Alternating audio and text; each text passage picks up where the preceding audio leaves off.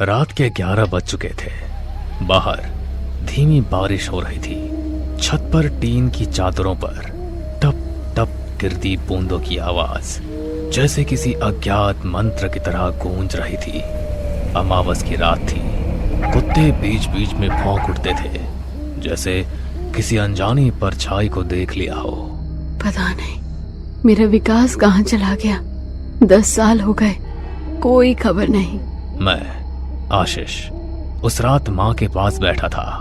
विकास मेरा बड़ा भाई था, जो 10 साल पहले गांव की काली नदी के किनारे से अचानक गायब हो गया था। पुलिस भी खोजते खोजते थक गई थी। लोगों ने कहा था भूतिया पेड़ के पास गया होगा, चुड़ैल पकड़कर ले गई होगी। माँ रात भर जागकर उसकी याद में रोती थी।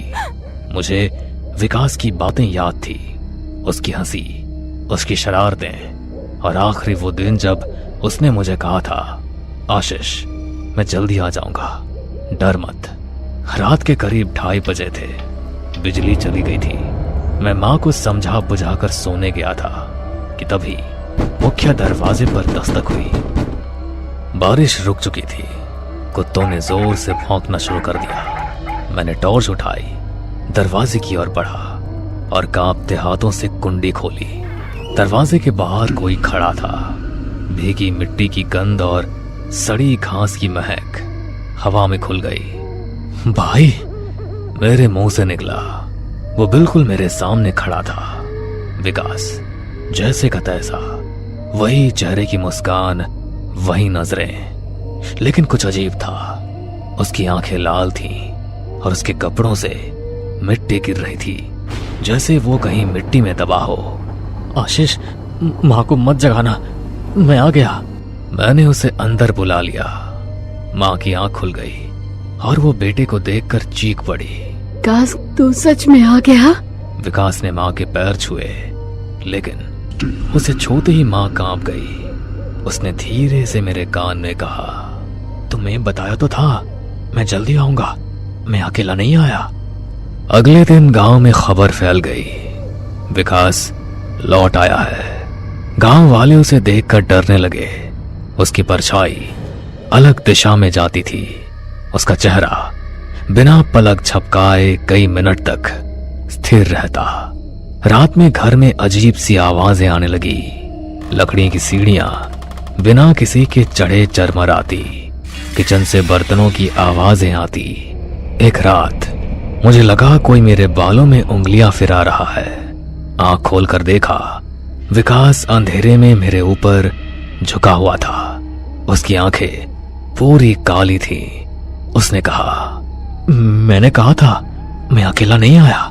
मैंने देखा, उसके पीछे खिड़की में एक काली परछाई खड़ी थी। वो धीरे धीरे हंस रही थी। उसकी हंसी में बच्चों की आवाजें खुली हुई थी। बाहर पेड़ पर उल्लू चीख उठा। गांव के बूढ़े बाबा ने बताया कि विकास के गायब होने वाली रात वो काली हवेली में गया था, जो काली नदी के पास थी। वहां पर कोई पुराना श्राप था, और जो वहां जाता वो या तो मर जाता या फिर कुछ लेकर लौटता। मैंने तय किया कि मैं उस हवेली में जरूर जाऊंगा। उस रात विकास घर में चुपचाप बैठा रहा। उसकी आंखें छत पर टिकी थी और उसकी गर्दन बीच बीच में अजीब सी मुड़ जाती। रात के 12 बजे मैं टॉर्च और हनुमान चालीसा लेकर उस हवेली पहुंचा। हवेली टूटी फूटी थी और हवा के झोंके से खिड़कियां खुद ब खुद खुल और बंद हो रही थी। अंदर गुप्त अंधेरा था। जैसे ही मैं अंदर गया, मुझे सीलन और सड़े मांस की गंध आई। अचानक मुझे लगा कि कोई मेरे पीछे खड़ा है। पलटकर देखा, कोई नहीं था। दीवार पर लिखा था, मैं लौटूंगा पर अकेला नहीं। मैंने हनुमान चालीसा पढ़नी शुरू कर दी। तभी अचानक हवेली में काली हवा घुस गई। खिड़कियां तेजी से पटकने लगी। हवा में बच्चों की हंसी गूंजने लगी। कौन है? सामने आओ। एक बच्चा अचानक मेरे सामने प्रकट हुआ। उसने कहा, वो तुम्हारा भाई नहीं है, वो तो अब मेरा घर है। मैंने मंत्र जोर से पढ़ा। बच्चा चीखता हुआ गायब हो गया, लेकिन हवेली में दीवार पर से खून की लकीरें बहने लगी। उन लकीरों ने आकार लिया और लिखा, अगर विकास को बचाना है तो उसके लौटने की 13वीं रात, जो कि अमावस की रात है, तब आना अकेले। विकास जिस दिन घर लौटा था, उस दिन के 13 दिन बाद फिर अमावस आई।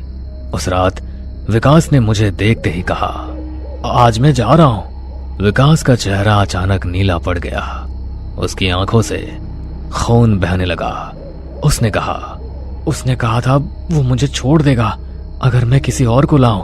अब तेरा नंबर है आशीष। मैंने हनुमान चालीसा पढ़ना शुरू किया तो विकास चीखने लगा। उसकी चीख इतनी डरावनी थी कि खिड़कियों के शीशे टूट गए। कुत्ते भौंकने लगे। तभी काली हवा फिर आई और एक साया विकास के शरीर से निकलकर मेरे सामने खड़ा हो गया। उसके हाथ लंबे थे, नाखून खून से सने हुए थे। उसने फुसफुसा कर कहा, अब मैं तेरा घर हूं। मैंने मिट्टी से बनी वह राख उठाई जो पंडित जी ने दी थी और साए पर फेंकी। साया जोर से चिल्लाया और हवेली के पीछे की दीवार में समा गया। विकास गिर पड़ा। कुछ देर बाद विकास ने धीरे धीरे आंखें खोली। उसकी आंखों का काला रंग खत्म हो गया था। उसने कांपती आवाज में कहा, भाई मुझे माफ कर दे, मैं नहीं चाहता था, पर वो मुझे छोड़ता नहीं था। मैंने उसे गले से लगा लिया, लेकिन तभी उसने मुझे धक्का दिया। भाग जा, वो वापस आ रहा है। काली हवा फिर आई और विकास की आंखें फिर काली हो गई। उसने खिड़की से छलांग लगा दी और अंधेरे में गायब हो गया। आज मैं भी विकास के लौटने का इंतजार कर रहा हूं। मां की आंखें पथरा गई है। लोग कहते हैं अमावस की रात काली हवेली में एक लड़का बैठा दिखता है जो धीरे धीरे दीवार पर खून से लिख रहा होता है। रात में जब खिड़की से काली हवा घर में आती है, मैं उसकी आवाज सुनता हूं, आशीष मैं आ गया हूं। विकास की हवेली में गायब होने के बाद घर में अजीब सन्नाटा फैल गया। मां घंटों दरवाजे पर बैठी रहती। उसकी आंखें अब किसी अज्ञात दिशा में खो गई थी। रात के ठीक 1:20 पर खिड़की के बाहर किसी के कदमों की आवाज आई। मैंने पर्दा हटाकर झांका। बारिश की बूंदें मिट्टी में गिरकर कीचड़ बना रही थी और उस कीचड़ में नंगे पांव चलता कोई दिखा। विकास। उसका चेहरा साफ नहीं दिख रहा था, पर उसकी गर्दन अजीब तरह से झुकी हुई थी, जैसे किसी ने पकड़कर मरोड़ दी हो। मैंने धीरे से खिड़की खोली। भाई। उसने अपना चेहरा उठाया। उसकी आंखें पूरी काली थी। उसके होठों से मिट्टी और खून की बूंदें टपक रही थी। तूने मुझे बुलाया था ना, मैं आ गया। विकास घर में घुसा।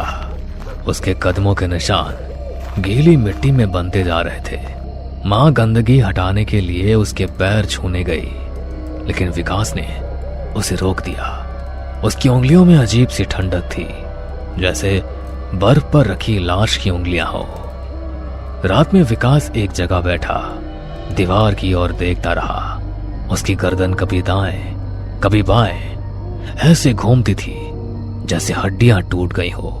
मैंने हिम्मत करके पूछा, भाई तू कहां था इतने दिन?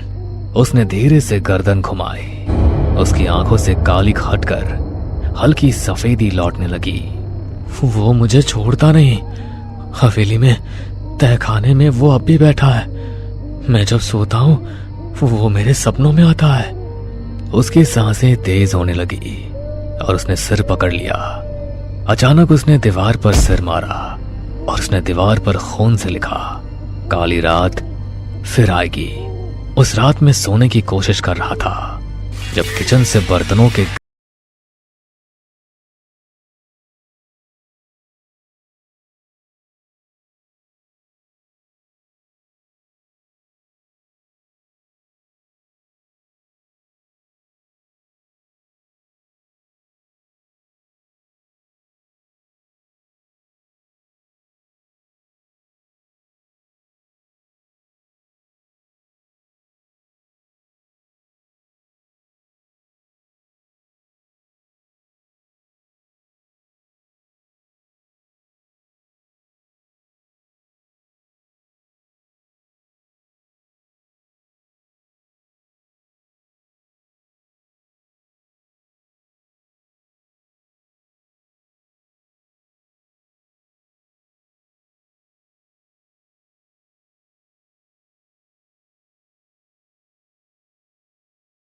उन्होंने बिना मेरी बात सुने कहा, हवेली की तह में जो बैठा है वो अब तेरे घर आ गया है। तेरा भाई अब सिर्फ शरीर है, आत्मा उस तहखाने में कैद है।